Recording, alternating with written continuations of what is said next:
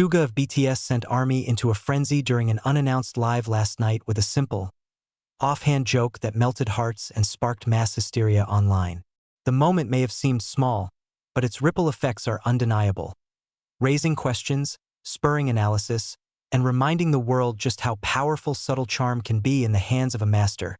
On what initially felt like an ordinary evening, BTS member SUGA quietly appeared in an unplanned live broadcast that hadn't been teased or promoted beforehand. Yet the moment his face appeared on screen, everything shifted and thousands of fans across the world locked eyes with their devices, hearts fluttering slightly faster than usual, dressed in a simple black t-shirt with minimal lettering that didn't seek attention. He casually swept back his dark shoulder-length hair with one hand in a motion that seemed unconscious but sent waves through the fandom. His expression calm, his tone soft, and amid the flow of his understated musings that felt like whispers meant only for the listener, SUGA suddenly dropped a line that could only be described as dangerously charming. Not loud, not obvious, but loaded with subtext that ignited a digital storm. He said, "Why are you all watching me this late at night? Shouldn't you be asleep? Or are you afraid you'll dream about me too vividly?" And with that, a slight smirk tugged at his lips for barely 2 seconds, yet it was enough to set online communities ablaze. The live stream lasted barely 15 minutes, but each second felt deliberate, carved with nuance, every tiny movement, including the way he sipped his drink or tousled his slightly messy hair, became fuel for fan-driven dissections that picked apart his every micro-expression. It didn't take long before the phrase "too vividly" began trending in posts across ARMY circles as fans admitted to sleeplessness, emotional spirals, and rewatch loops.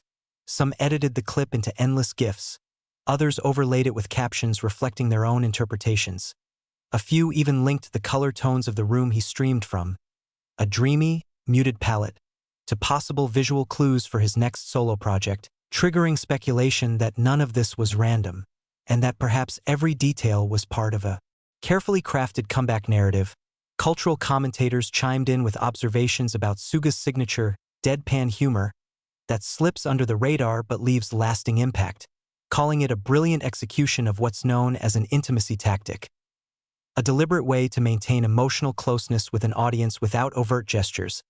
Lifestyle media outlets picked up on the moment quickly, framing it as yet another example of how SUGA's magnetism intensifies in moments of ease, when he isn't trying to be funny or perform, but ends up commanding attention anyway. From there, the narrative grew beyond a viral moment into a case study of non-performance charisma and how an idol like SUGA continues to control his image in such subtle but strategic ways.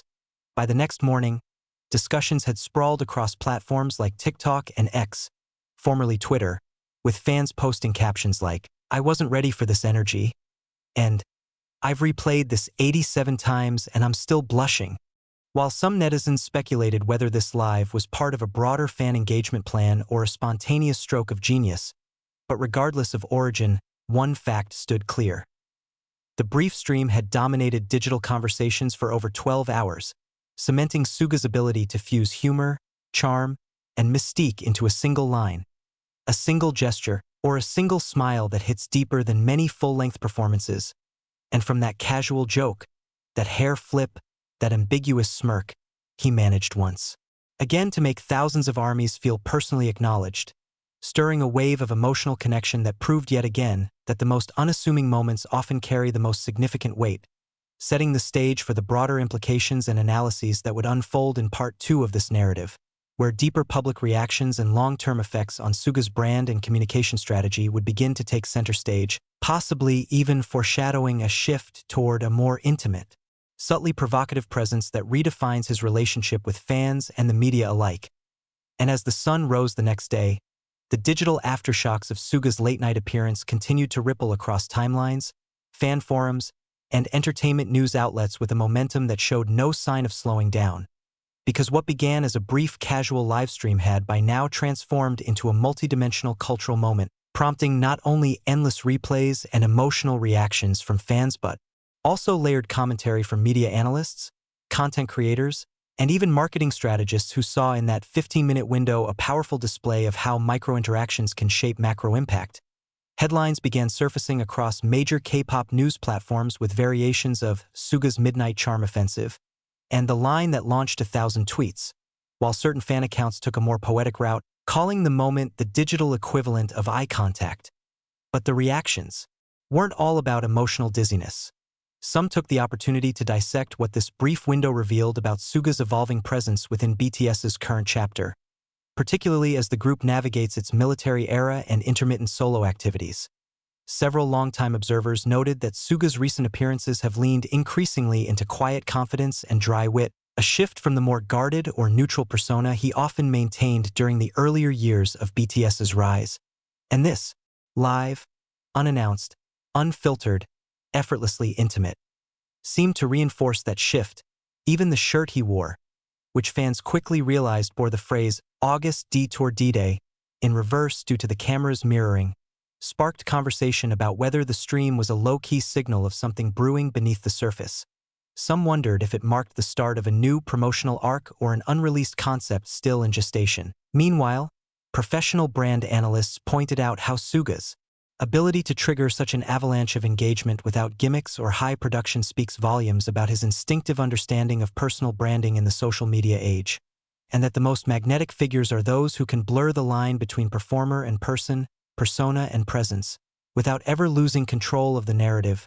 Fan essays began to circulate, penned in meticulous detail, exploring everything from the psychological effects of parasocial comfort to the literary cadence of SUGA's humor.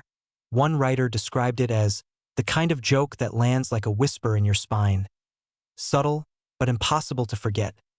Another compared it to the energy of late-night confessions between old friends, drawing a parallel between SUGA's delivery and the intimacy that defines midnight conversations. A few noted that this kind of understated connection is exactly what builds loyalty in the long term. Especially in an industry often saturated with spectacle, by afternoon, Korean and international media alike were treating the moment as more than just fan service, positioning it as a case study in minimalist impact. How the smallest gesture, when aligned with authenticity and audience expectation, can achieve a resonance that scripted events often miss. And although SUGA himself didn't return to clarify or elaborate on his joke, the silence only amplified its effect, leaving room for speculation, imagination, and emotional projection to bloom wildly in his absence. Industry insiders were quoted saying this kind of organic traction is rare and invaluable, especially when it emerges in the absence of a release, a teaser, or a scheduled event, and they emphasized how SUGA's gift for triggering mass attention with zero theatrics marks him as not just a musical talent, but a master of soft influence. One entertainment columnist wrote that if charisma were currency, SUGA just made the richest deposit of the month. And from the tone of public response, it was clear this wasn't just a fleeting moment but a subtle evolution in how idols, particularly those with global fandoms, communicate in the age of hyperconnectivity. Some speculated this might encourage more artists to engage in similar low-key, high-impact moments rather than over-orchestrated rollouts, while others warned that trying to replicate such authenticity rarely yields the same results unless it comes from a place as natural as what SUGA demonstrated. And so, as the second day unfolded, discussions about that one line, that one stream, had transcended fandom and entered the broader cultural discourse, not because of what was said, but because of how it was said and who said it. This wasn't just a funny moment, it was a mirror into the mechanics of modern idolhood, where connection is currency and authenticity is the true performance. And if this moment foreshadows anything, it's that SUGA's quiet power is only growing louder in its impact. A reminder that sometimes, one well-timed joke can say more than a full press release, a world tour, or a music video drop. And in the case of last night's stream, it spoke volumes in a whisper, and left an entire generation of fans breathless in the silence that followed. And by the third day, what should have been a fading social media blip had evolved into something far more layered. Fan discussions deepened into nuanced dialogues, and the broader entertainment commentary began tying SUGA's short live appearance into the larger narrative arc of BTS as cultural figures navigating a transitory phase. With multiple members in military service and the group's future activity temporarily staggered, fans have become hyper-attuned to every signal, and in this vacuum of regular group activity, and as the buzz continued to echo softly in the days that followed, it became evident that this moment, born from simplicity and sustained by emotion, was not going to fade like typical viral content. Instead, it settled deep into the collective memory of the fandom, quietly rewriting the rules of what makes a powerful digital interaction in the K-pop world. Universities with media and communication programs even began using the incident as a fresh case study, exploring the psychological mechanics of parasocial intimacy and the influence of unscripted content in cultivating loyalty. For younger armies, it was a moment to cling to, proof that SUGA still thought of them, still carved time from his day to sit down in front of a camera and speak not as a global superstar but as himself. For older fans, especially those who have followed his journey from underground producer to global icon, the live felt like a distilled version of everything he had become. Still introspective, still understated, but more at ease, more willing to let the curtain drop, even if only briefly. What lingered wasn't just the words he said but the way he occupied silence, how he let pauses stretch without anxiety, and how those silences spoke louder than full speeches ever could. And yet the discourse around the joke itself never fully dissipated. Pockets of analysis continued to emerge, some humorous, some academic, and some strikingly emotional, as fans projected their own interpretations, linked it to lyrical themes from his previous solo work, or tied it to wider metaphors about longing and distance. Even some casual listeners outside the fandom stumbled upon the clip and remarked on its peculiar intimacy, with one viral comment on a YouTube fan edit stating, "I don't know much about BTS, but this man made me feel seen through a screen." And in that lies the essence of why this moment refused to fade. Because it didn't just cater to ARMY, it transcended them, reaching even those who had never followed SUGA's career and pulling them, however briefly, into his world. This is the rare kind of moment that doesn't scream or perform, it hums, it breathes, and it stays with you long after it ends. Marketing professionals began to quietly admire the effectiveness of the interaction, labeling it a soft drop, the kind of unscheduled, personal content that's not meant to sell but inevitably drives attention, engagement, and emotional investment. Discussions began surfacing in internal industry circles asking whether more artists should be encouraged to engage fans this way.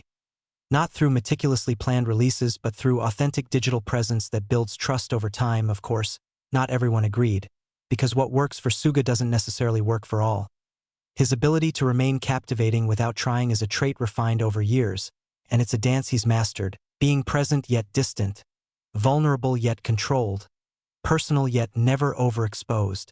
And that balance is rare, so rare in fact that fans and non-fans alike found themselves bookmarking the live clip, not just to revisit the humor, but to revisit the feeling, the mood, the emotional aftertaste it left behind, a calm, grounded reminder of why they care, why they wait, and why even a 15-minute stream can feel like a gift when it comes without an agenda, without a product to promote, without a countdown, just one man in a simple shirt, making a soft joke and trusting it would land exactly where it needed to.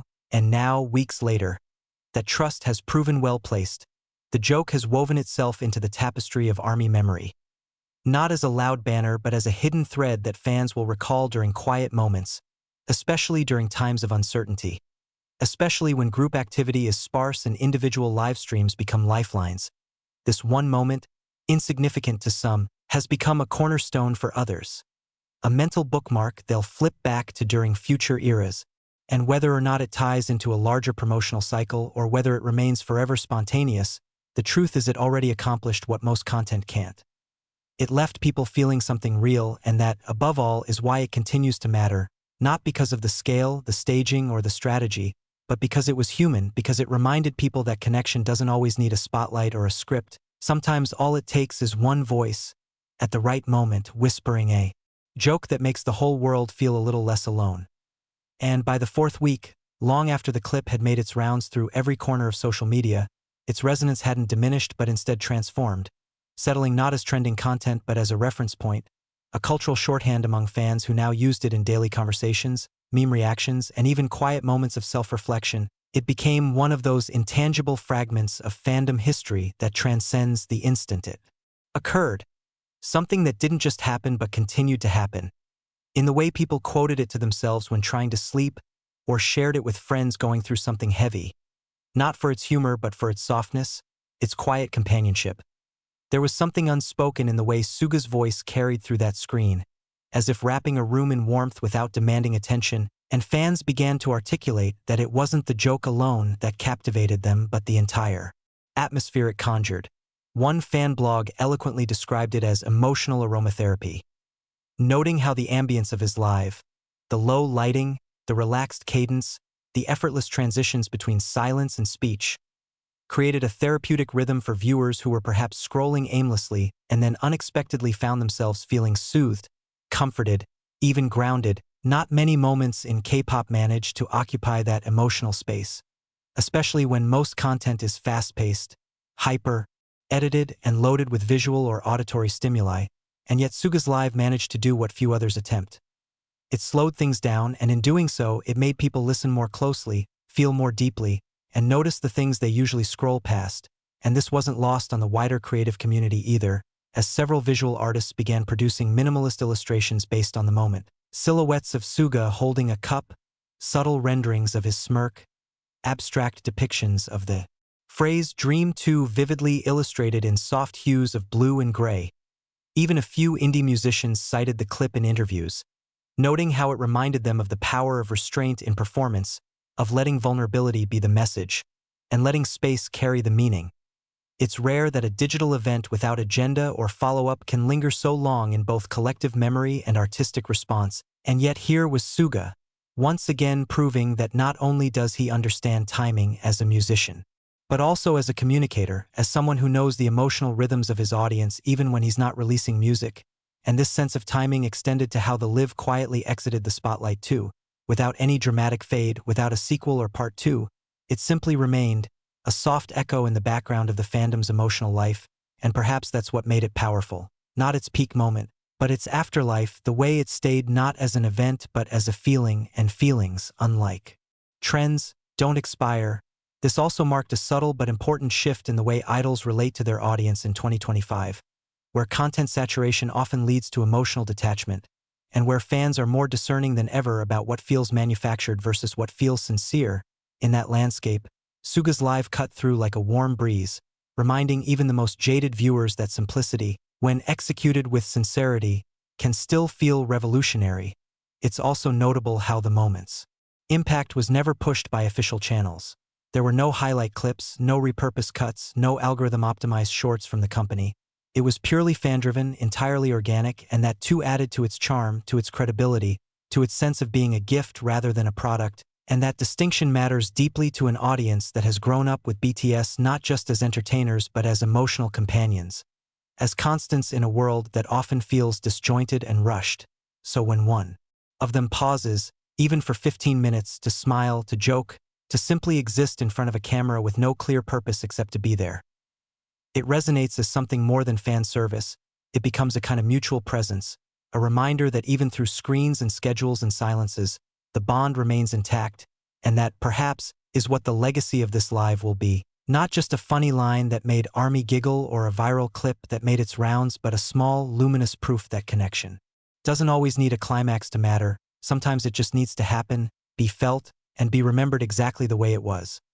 And now as we look back with a bit more distance, the moment that began as a casual live stream, framed by a simple room, soft lighting, and an even softer tone, has quietly evolved into one of those rare emotional anchors in fandom history, the kind of memory that doesn't scream for attention but somehow remains unforgettable because of the way it made people feel without even trying. By the 5th week, mentions of the joke still drifted in and out of social media timelines, not with urgency but with affection, like an inside joke among millions, unspoken yet universally understood. Its repetition no longer felt viral but ritualistic, a phrase fans whispered to themselves during moments of longing, or shared with others as a kind of emotional shorthand. The way someone might refer to a song that saved them without explaining the details. In this case,